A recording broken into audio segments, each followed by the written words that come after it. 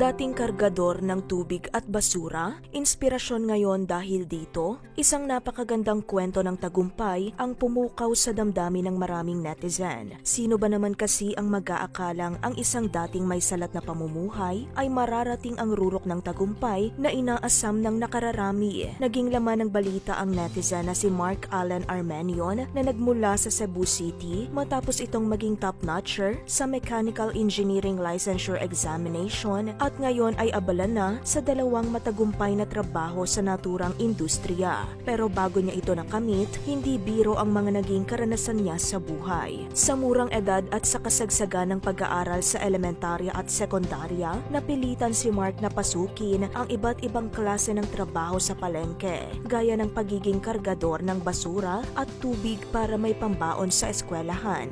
Dahil ang kawalan ng financial support at problema sa kanilang pamilya ang nagtulak sa kanya para magbatak ng buto. Apektado ang pag-aaral niya noon dahil sa hiwalay ng mga magulang niya na si Marites, isang tindera ng uling, at amang si Rene na tagaluto ng lechon.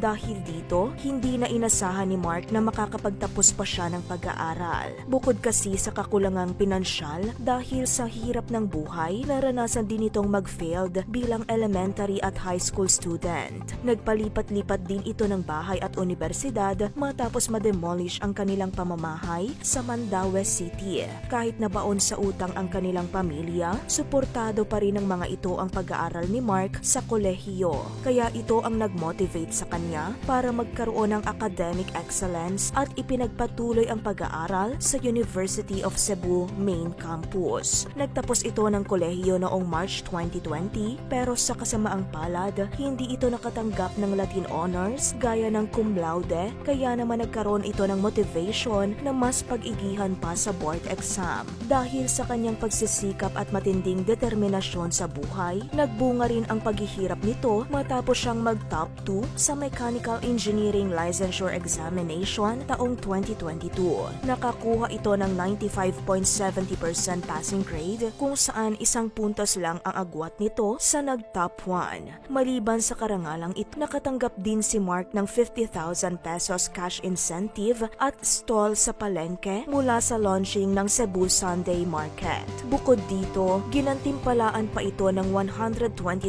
pesos ng kanyang alma mater bilang incentive. Samantala, makalipas ang halos 2 taon bilang lisensyadong inhinyero, ngayon ay isa na itong site engineer sa Cebu 2 World Development Incorporated at kasalukuyan ding nagtuturo sa Alcorcon Engineering Review Center. Ayon naman sa mensahe ni Mark, para sa mga mag-aaral na pilit lumalaban sa buhay para makamit ang pinapangarap na diploma, I want to encourage you to keep going. It's okay to feel overwhelmed and have doubts, but never lose sight of your goal. Trust in the Lord's plan of your life and have faith that He will help you overcome any obstacle. With hard work, dedication, and the support of your loved ones and the Lord, you can achieve anything you set your mind to and become the best version of yourself.